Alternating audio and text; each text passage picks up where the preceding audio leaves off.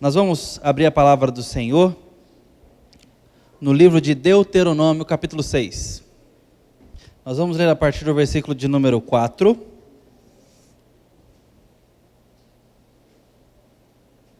Até o 25. É uma porção considerável. E eu peço a atenção dos irmãos. Deuteronômio 6, versículo 4, até o versículo de número 25. Nós estamos dentro de uma narrativa. E dentro dessa narrativa nós temos 3 sermões de Moisés. E esse é um deles. Então por isso nós precisamos desse fluxo textual aqui, para acomodarmos aí na nossa compreensão, e em seguida meditarmos. Vamos ler então, a partir do versículo 4. Ouve Israel, o Senhor nosso Deus é o único Senhor. Amará pois o Senhor teu Deus de todo o teu coração, de toda a tua alma, e de toda a tua força. Essas palavras que hoje te ordeno estarão no teu coração. Tu as inculcarás a teus filhos, e delas falarás assentado em tua casa, e andando pelo caminho, e ao deitar-te, e ao levantar-te. Também as atarás como sinal na tua mão, e te serão por frontal entre os olhos. E as escreverás nos umbrais de tua casa, e nas tuas portas.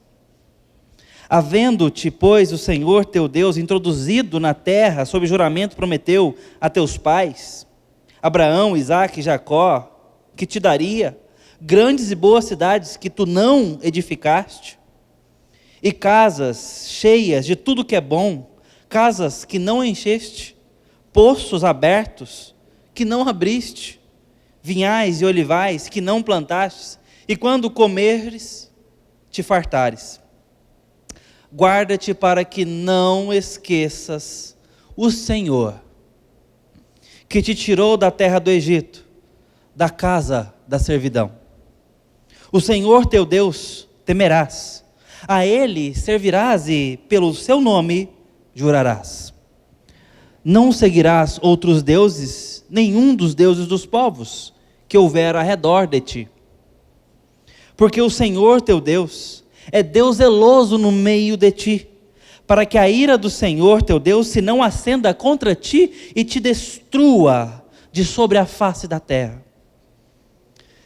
Não tentarás o Senhor teu Deus como o tentaste em Massá. Diligentemente guardarás os mandamentos do Senhor teu Deus, e os seus testemunhos, e os seus estatutos que te ordenou. Farás o que é reto e bom aos olhos do Senhor, para que bem te suceda, e entres e possuas a boa terra, a qual o Senhor, sob juramento, prometeu dar a teus pais, lançando todos os teus inimigos de diante de ti, como o Senhor tem dito. Quando teu filho te perguntar dizendo no futuro, que significam os testemunhos e estatutos e juízos que o Senhor nosso Deus vos ordenou, então dirás a teu filho: éramos servos de Faraó no Egito, porém o Senhor de lá nos tirou com poderosa mão. Aos nossos olhos fez o Senhor sinais e maravilhas, grandes e terríveis, contra o Egito e contra Faraó e toda a sua casa. E dali nos tirou, para nos levar e nos dar a terra que sob juramento nos prometeu a nossos pais. O Senhor nos ordenou cumpríssemos todos estes estatutos e temêssemos o Senhor nosso Deus, para nosso perpétuo bem, para nos guardar em vida como tem feito até hoje. Será por nós justiça, quando tivermos cuidado de cumprir todos esses mandamentos perante o Senhor, nosso Deus, como nos tem ordenado. Amém. Essa é a palavra do Senhor. Meus irmãos, temos vivido dias difíceis para a alma e para o coração. Difíceis, eu não preciso dizer, e como diz uma boa expressão, chover no molhado. e falar sobre o desgaste dessa pandemia na nossa perspectiva. É possível que eu esteja falando com pessoas já cansadas, exaustas em alguma medida, por conta desse tempo que a gente tem vivido. Às vezes a gente não fica pensando nisso, mas alguma coisa está se desgastando. Tem sido um tempo desafiador, não é mesmo? Desafiador. Máscara, isolamento, perspectiva de vacinação, de não vacinação, tudo quanto é tipo de notícia, de informação, de posicionamento, mais divisões. Falta-nos um bom pequeno grupo familiar, a boa liberdade de, sem preocupação, estarmos num bom almoço com amigos, aqueles próximos e aqueles não tão próximos. Tem sido dias desafiadores para os ânimos, mas principalmente, queridos irmãos, para aqueles que têm lidado com enfermos, em casa, ou talvez um pouco mais distante. Eu não preciso falar sobre isso, e eu realmente não vou falar sobre isso, mas esse é o nosso cenário. Diante disso, de tamanho problema, sanitário, de saúde, pública, global, financeira, não dá para dizer que é o único problema. E nem é a coisa mais importante que temos que lidar. Temos que lidar com toda a atenção. Mas se nós temos algo de maior valor para cuidar, são os nossos filhos. E a geração que está diante de nós. Eu, há um tempo, na época, na verdade, de adolescência, eu acompanhei alguns irmãos aqui já ouviram falar dos livrinhos de gibi que nós temos, dos super-heróis e tudo mais. Lá no Japão, isso é chamado de mangá. E a literatura não é assim, eu cresci lendo X-Men e Gibi da Mônica. Eram as duas coisas que tinha lá em casa. Não era o que eu comprava, não. Meu pai pegava da irmã dele e levava lá para casa. Então era o que eu tinha de literatura. Então cresci lendo isso daí. Quando eu cheguei na minha adolescência, eu conheci uma literatura japonesa, mas em português. Mas era vindo de autores japoneses. E uma dessas literaturas durou mais de 20 anos a mesma história. Eu acompanhei, li tudo. Quando eu peguei, já tinha ali uns 5, 6 anos ou mais de publicação, li tudo, continuei lendo. Futuramente saiu o desenho, mas eu já sabia da história, vi só para relembrar. Estou dizendo isso para os irmãos, porque aquele gibi que eu estava lendo, teve uma coisa que me marcou para sempre.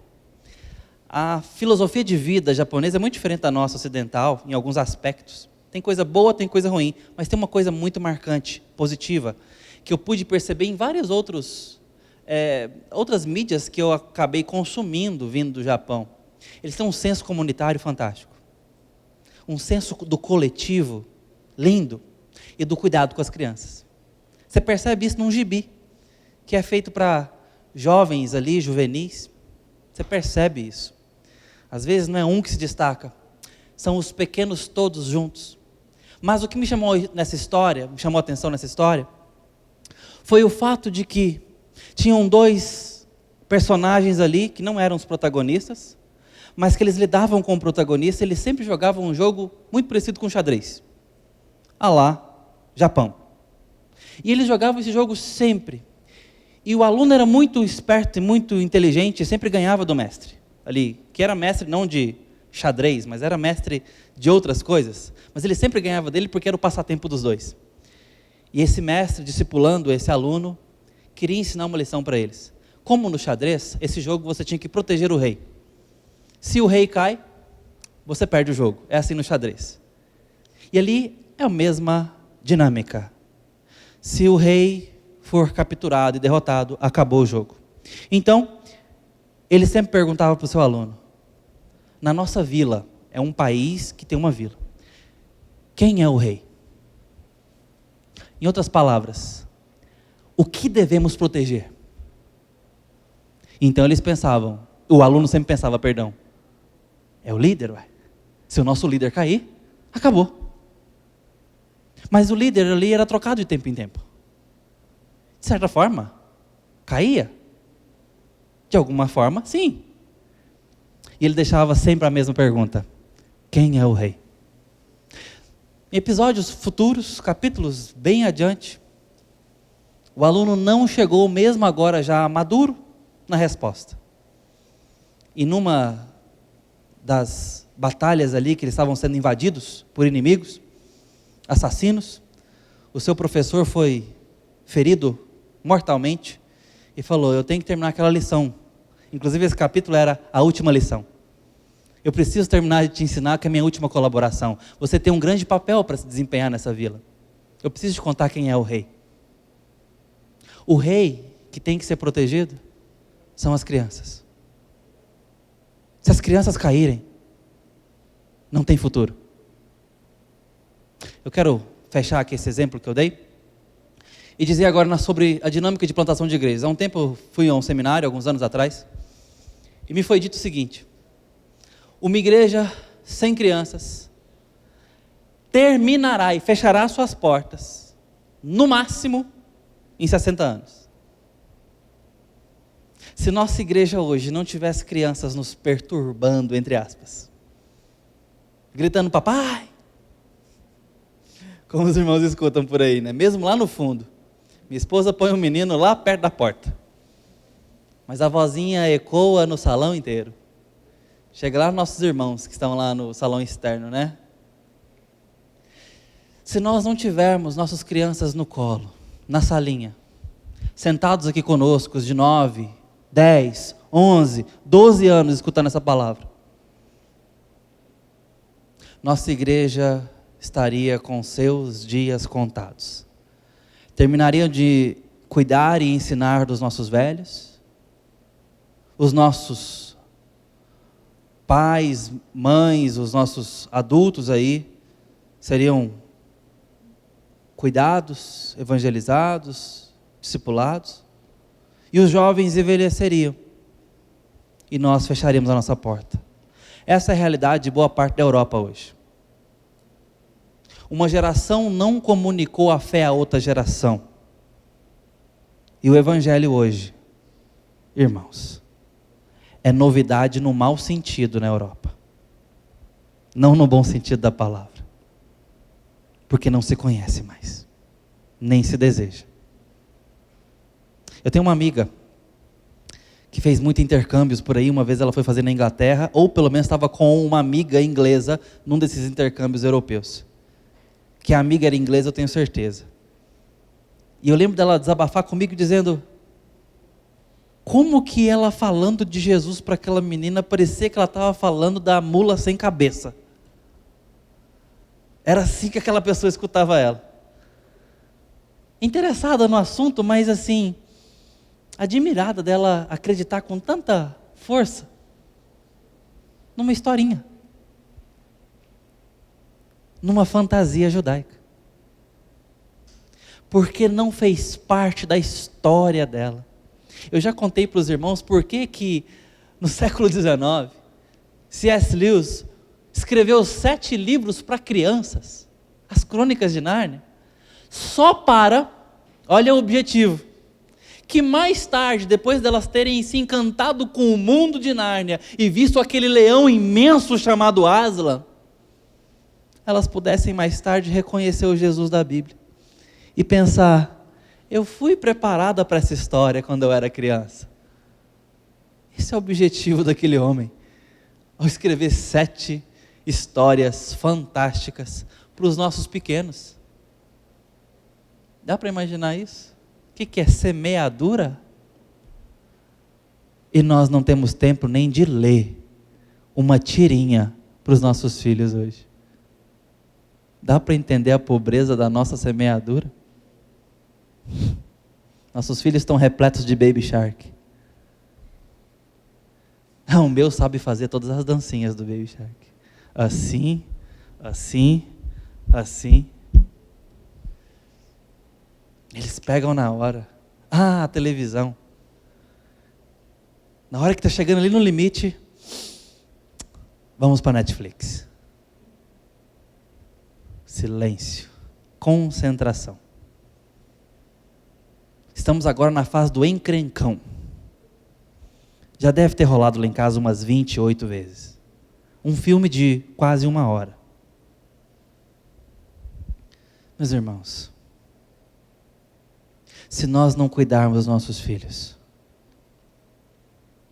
não tem fé amanhã. E por que eu estou fazendo essa longa introdução?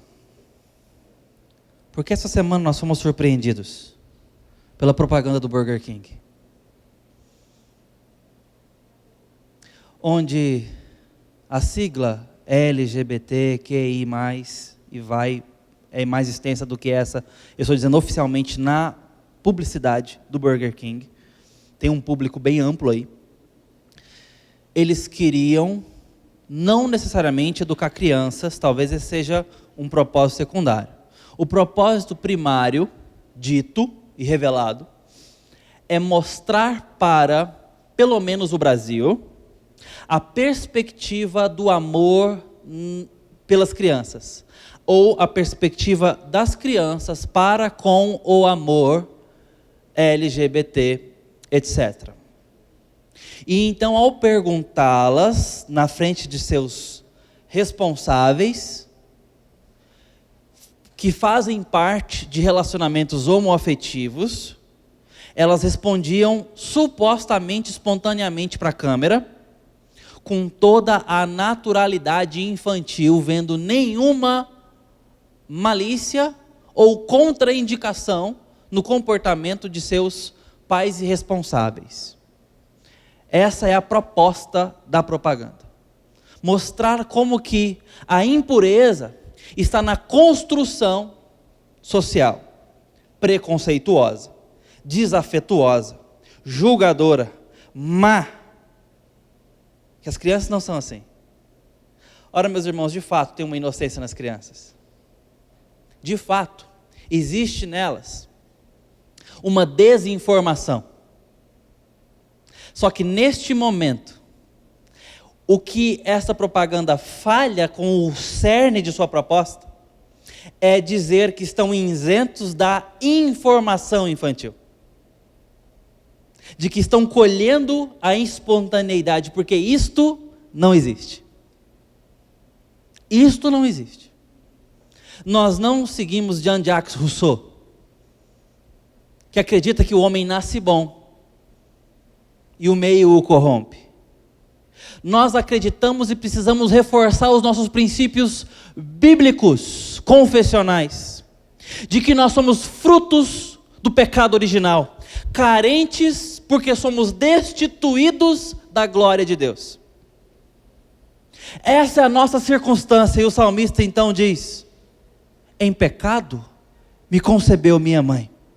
E somos por natureza filhos da ira. Nascemos justamente debaixo do juízo de Deus, a menos que Cristo seja o nosso prêmio e substituto na punição do pecado que somos condicionados e por isso os praticamos. Nós encararemos a ira de Deus porque merecemos. E todos os nossos pecados merecem a ira eterna de Deus. Essa é a nossa condição. Só podemos estar condenados ou agraciados e então salvos. Não existe outra possibilidade. Se algum dia você foi ensinado que até o 8º ano ou o 8º dia de vida a criança nasce pura, isso é uma mentira e não é bíblico. Pastor, quer dizer então que o bebezinho nasce e vai para o inferno? Não, não estou dizendo isso, a Bíblia também não diz. Mas diz que nós nascemos merecedores ao inferno. Então o que significa isso? Eu não vou entrar numa aula de escatologia aqui, porque esse assunto é bem profundo, vamos deixar aqui para os domingos de manhã. Mas eu estou dizendo que Deus pode salvar todas as crianças, se Ele quiser. E olha, nossa confissão de fé vai nesse caminho. É uma possibilidade, a Bíblia não afirma, mas é uma grande possibilidade, de que Deus se apiede das crianças, porque Ele quer, porque é a vontade dEle, porque Ele reservou assim no seu coração. Será que Jesus estava querendo dizer isso ali, deixar vir as minhas criancinhas, porque delas é o reino dos céus? Talvez. Não tenho certeza, mas pode ser. Mas não porque a criança nasceu neutra e não tem pecado. Nós nascemos condenados, carentes, de perdão. Pastor, então você está falando que as crianças são ruins? Irmãos, legalmente sim. Mas na prática, elas são nosso tesouro para serem amadas.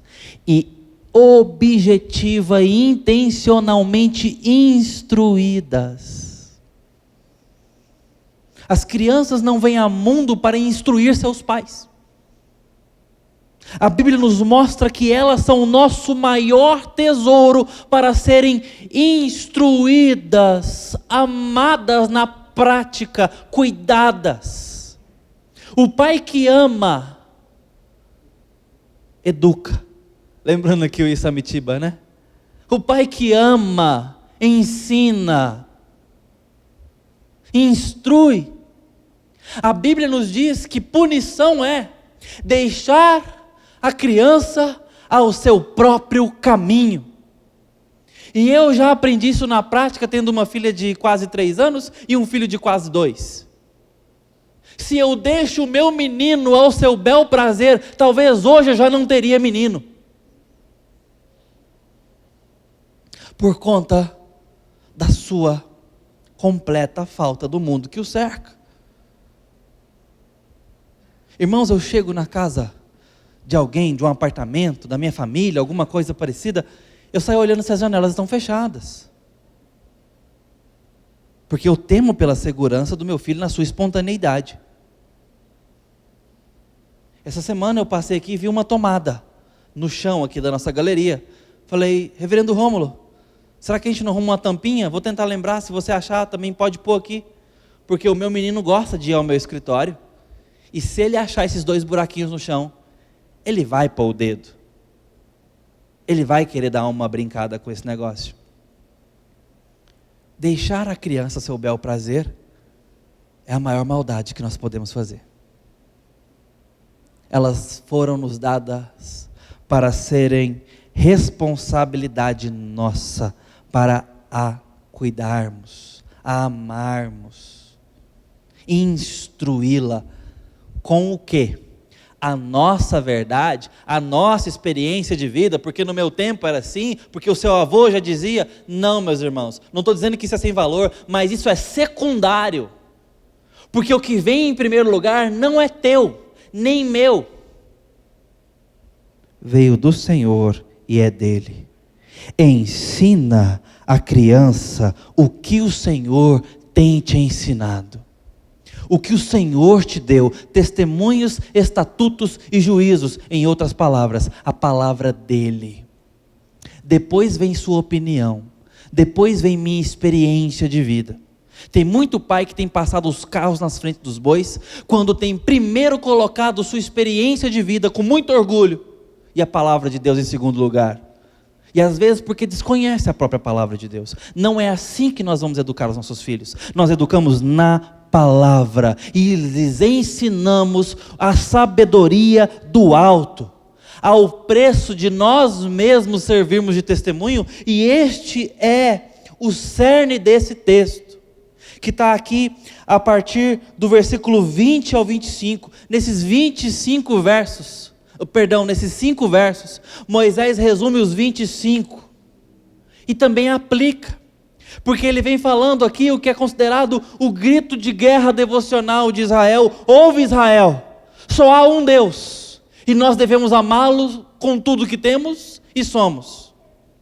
Esta é a voz devocional para aquele povo que era escravo no Egito por 400 anos, e agora foi colocado para morar numa terra deles, na casa deles, e de fato se tornarem um povo. Deus está reforçando aqui, eu jurei que eu ia fazer isso por vocês, eu estou fazendo. Mas ao entrar nessa terra, vocês vão entrar numa terra que vocês não compraram, com inimigos que vocês não derrubaram. Vocês vão colher cereais que vocês não plantaram. Vocês vão morar em casas que vocês não habitaram, que vocês não pagaram financiamento, anacronicamente falando. E quando a barriga de vocês estiver bem cheias, é isso que ele está falando aqui, versículos 10 até o 13. Quando te fartares, quando comeres e te fartares, versículo 11, guarda-te, vigia, para que não te esqueças que o Senhor, que te tirou da terra do Egito e da escravidão, não te esqueças do Senhor que te tirou da escravidão. Porque a nossa tendência é esquecer o Senhor quando a vida está boa. E tem muita gente de vida boa, comendo bons sanduíches, sem ensinar o caminho e o temor do Senhor aos seus filhos. Não confundam bênção com aprovação. Eu vou repetir isso para você, eu sei que você está lembrando, mas eu quero repetir. Não confunda bênção com a aprovação do Senhor. O fato de você ter um emprego agora, no meio dessa pandemia, está escapando do Covid, ou mesmo de fato curado, é bênção do Senhor. É bênção do Senhor. Está com saúde, está com emprego. Claro que não é a realidade de todos, mas estou falando para aqueles que sim estão nessa realidade, desfrutando dessa bênção. Isso não significa que o Senhor está contente com você, ou comigo. Significa que Ele tem sido gracioso e amoroso. Não confunda as coisas. Eu fazia isso quando era pequeno. E eu tenho certeza que algumas crianças aqui vão poder se identificar. Crianças, me escutem. Às vezes, eu sabia que eu tinha aprontado na escola. Claro que eu sabia. Mas eu não sabia era se a secretaria ou a diretora tinha ligado para minha mãe. Esse era o ponto. Para eu descobrir, eu chegava e olhava sobre a geladeira, para ver se ali tinha uma vara depenada, que minha mãe colhia intencionalmente, com vários planos em mente, da árvore da frente de casa. Meus irmãos, eu achei um dia que essa árvore ia morrer, de tão podada que ela foi naquele ano. Então eu olhava sobre a geladeira para ver se tinha ali uma vara. Se tinha, então ligou. Se não tinha, estou escapando mais um dia. E às vezes até tinha, mas minha mãe então me chamava para almoçar, e preocupado se eu tinha comido, e falando o que ia acontecer à tarde, se a gente ia visitar meus primos, e aí eu ia pensando, ué, estou escapando, minha mãe está de boa comigo. E aquelas bênçãos do cuidado dela comigo, no almoço, na tarefa, às vezes até em me pôr para dormir, eram bênçãos. Mas isso não significava que ela estava feliz com o meu comportamento. Às vezes, a surra vinha depois, como um prato que se come frio. Às vezes não vinha. E hoje, como pai, olho para trás e penso nessas ocasiões em que eu entristeci minha mãe ou decepcionei. Porque quando eu ia para a escola, minha mãe não esperava, que eu brigasse com um colega. Ela queria que eu aprendesse a fazer multiplicação e divisão.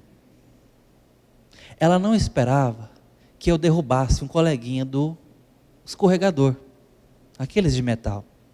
Ela esperava que eu aprendesse a conjugar verbos. Essa era a sua expectativa. E quando vinha uma advertência da escola, estava ali ela decepcionada, pensando como eu posso melhorar a educação do meu filho, como eu posso ensiná-lo a não fazer isso. Não confunda as bênçãos de Deus com a aprovação. Deus disse que não ia faltar, e Ele não volta atrás. Ele vai cuidar de você. Isso não significa que Ele está feliz com você. Aqui você percebe isso, cuidado, para que quando estiver farto, não te esqueças do teu Senhor. Porque Deus vai abençoar você nessa terra.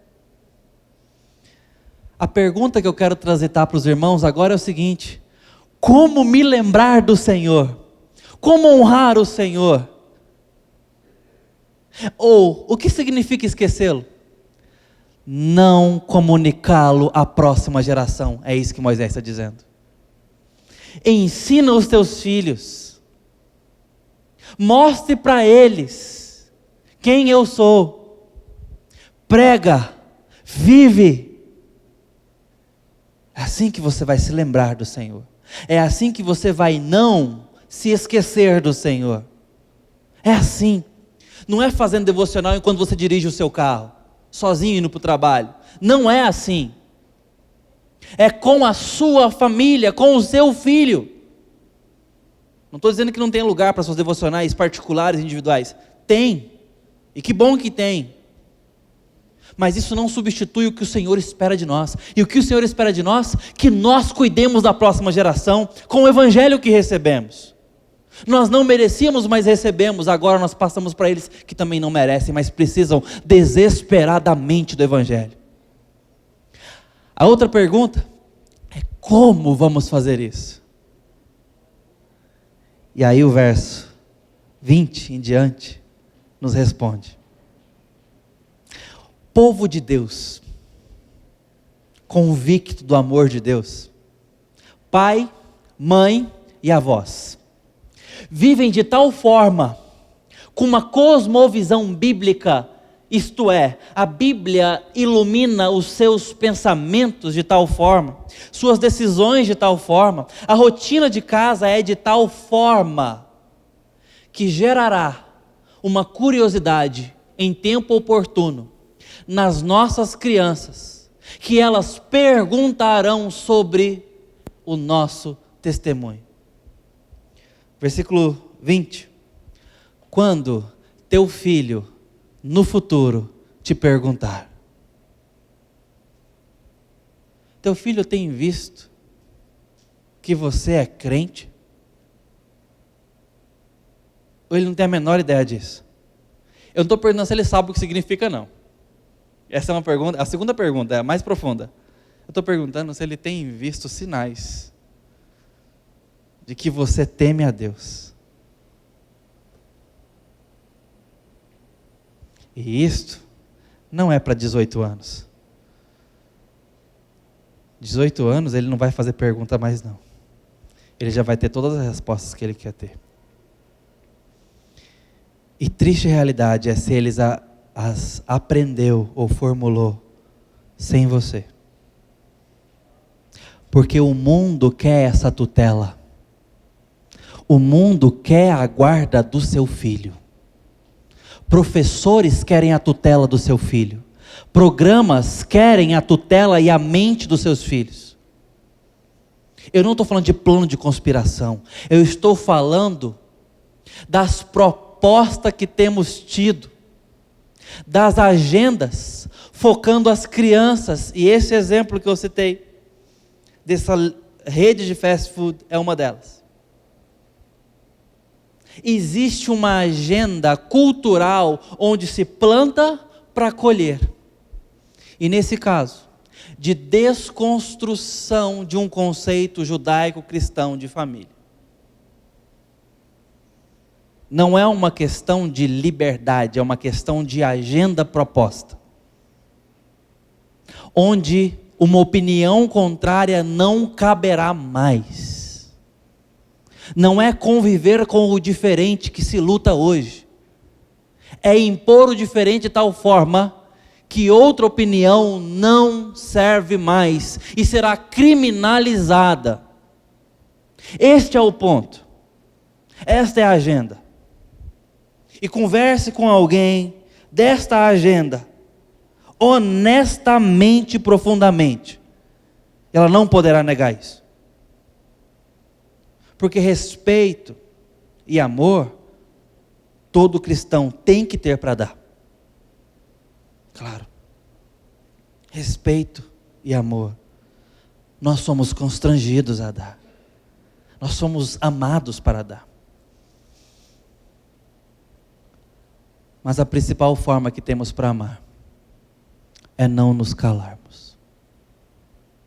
É crermos no Senhor Jesus a ponto de anunciá-lo ao custo que for. Mas eu não estou dizendo que a atitude cristã diante de uma propaganda dessa, ou de uma peça publicitária dessa, é ir contra o mundo, é ir contra o sanduíche, é ir com tudo que somos, nossa alma, nossas forças, nossa mente, nossa agenda, nossos recursos, nosso tempo, em favor dos nossos filhos enquanto amamos Jesus Cristo.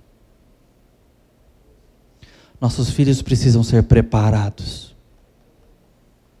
eles precisam ser amados e lapidados como pontas de flecha para acertar um alvo. E o nosso alvo é Cristo. E eu sei que a nossa influência pode ser maior ou menor. Eu não tenho toda a influência que eu gostaria de ter sobre os meus. Mas eu preciso crer no meu Cristo e tentar amar os meus filhos. E como eu os amarei? A resposta vem do texto. Você responderás, versículo 21, então dirás a teu filho: éramos escravos, mas o Senhor me salvou. Éramos escravos no Egito, porém o Senhor nos tirou de lá com poderosa mão. Isso significa que o meu testemunho tem que chegar nos meus filhos, testemunho de que eu fui amado por Senhor Jesus Cristo, eu fui amado no Evangelho, eu fui salvo. Isso precisa chegar no coração dos meus filhos. Eu nasci escravo. Leia a carta de Paulo aos Colossenses e você vai entender que isso aqui é um tipo de inferno do qual nós somos libertos. Egito, inferno. Canaã, Nova Jerusalém. São tipos, embora históricos e reais. Mas a Bíblia funciona como um paralelismo hebraico fantástico. E lá na frente, Paulo traz essa estrutura ao tratar com os colossenses, ensinando teologia de que éramos escravos do império das trevas. Mas Deus nos transportou para o reino do Filho do seu amor. É isso aqui. E agora nós estamos saídos da escravidão, do império das trevas, caminhando para a Nova Jerusalém. Essa é a vida do crente. E nós vamos habitar nessa terra. A Bíblia é para agora, é para peregrinação, é para o meio tempo entre império das trevas, morte e a vida eterna. É no caminho. E no caminho, talvez a nossa maior missão é cuidar dos nossos pequenos.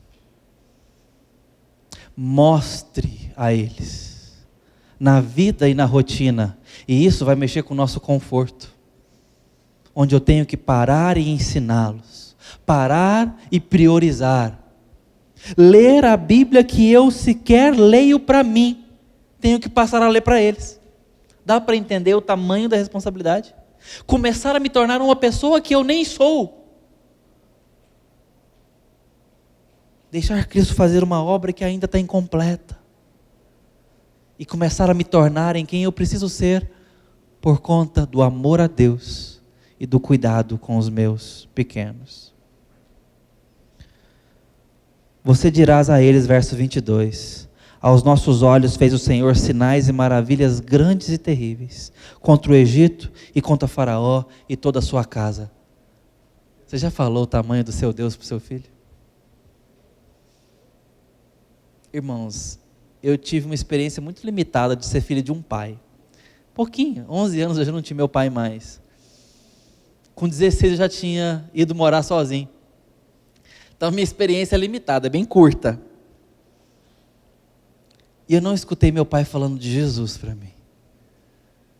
Eu não tive esse privilégio. Não porque eu não tive tempo, como eu estou dizendo, mas porque ele não falou. Mas eu tive uma mãe que falou. E ela queria falar quão grande era o Deus dela, inclusive sobre meu pai. A esperança dela de que um dia Jesus faria uma obra especial na vida dele. E deixa eu contar aqui um spoiler adiantado dessa história particular rapidamente. Deus fez. Deus fez.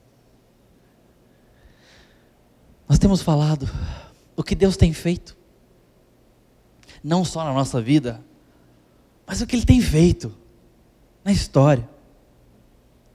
Irmãos, nós temos tanto a contar para eles, e não é como quem conta uma historinha de gibi, é como quem fala do soberano dos reis da terra, do Criador de tudo que existe, do único Deus. Pastor, eu já não tenho filhos pequenos mais. Ok. Sua influência agora então está reduzida. Talvez mínima. Mas agora é tempo para uma boa xícara de café. E uma boa prosa profunda. O momento é outro. A palavra é a mesma. E a necessidade então não se alterou nem 1 milímetro. Dali nos tirou para nos levar e nos dar a terra que sob juramento nos prometeu. Há uma perspectiva. Nós estamos caminhando debaixo da promessa de Deus. Sua agenda tem comunicado aos seus filhos esperança futura? Tem comunicado aos seus filhos que vocês estão caminhando para a eternidade?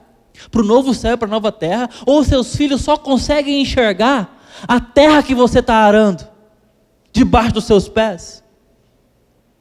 Seu filho olha para você e vê céu, vê eternidade nos seus planos, ou só vê os seus corres terrenos, só vê boleto? Essa é a nossa maior missão. Por isso ela é tão profunda e vai tão fundo.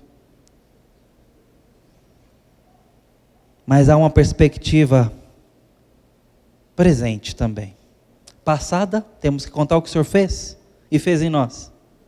Futura, para onde estamos indo e as promessas dele. Mas e o agora?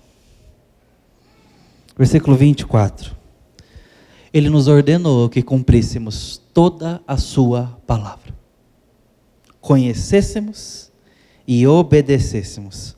O Senhor nos ordenou cumpríssemos todos esses estatutos e temêssemos o Senhor, nosso Deus, para o nosso perpétuo bem, como para nos guardar em vida, como tem feito até hoje.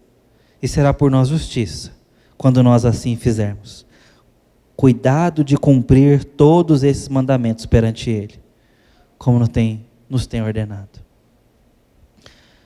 Queridos, é para agora, é para hoje. Temor e obediência. Temor e obediência.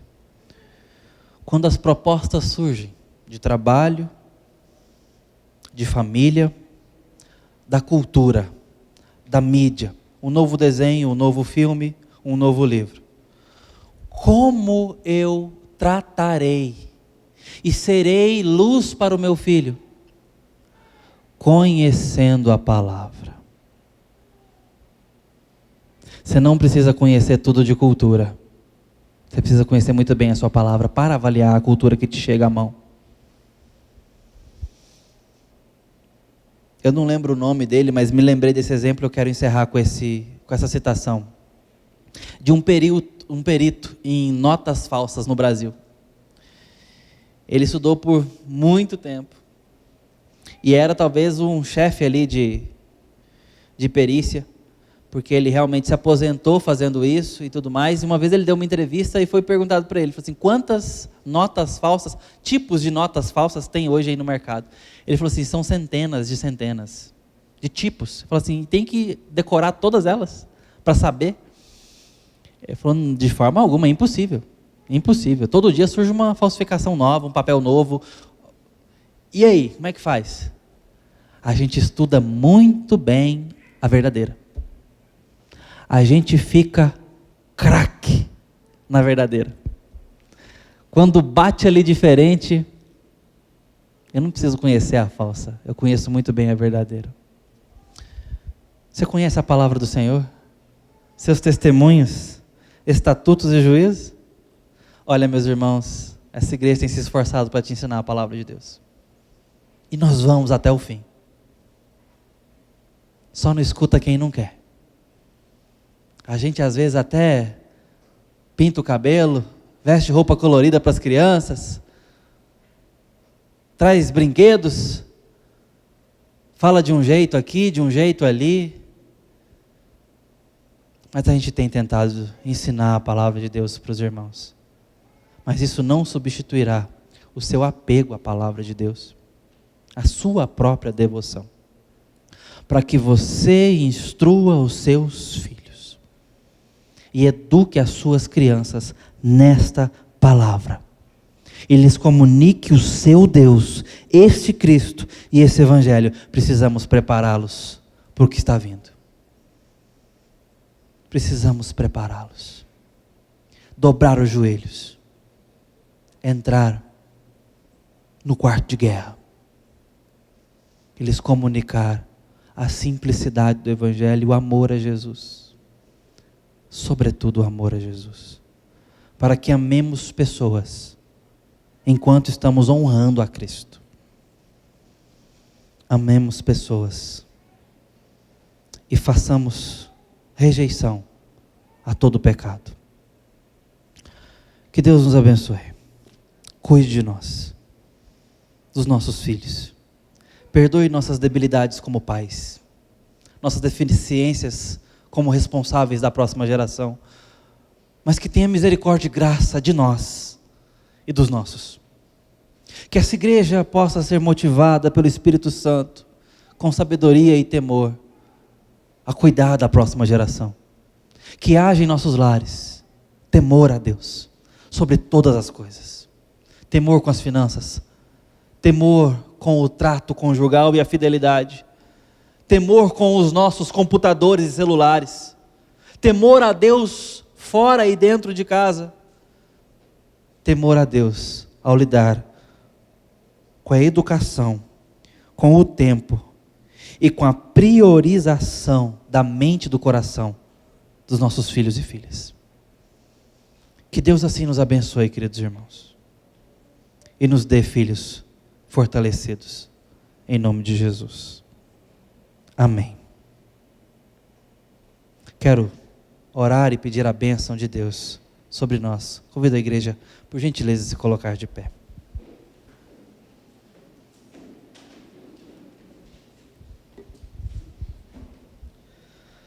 Amado povo de Deus, que o amor de Deus Pai, Filho e Espírito Santo o conduza, proteja e guarde, bem como a nossa geração bendita do Senhor, e guarde as crianças da nossa cidade, do nosso país.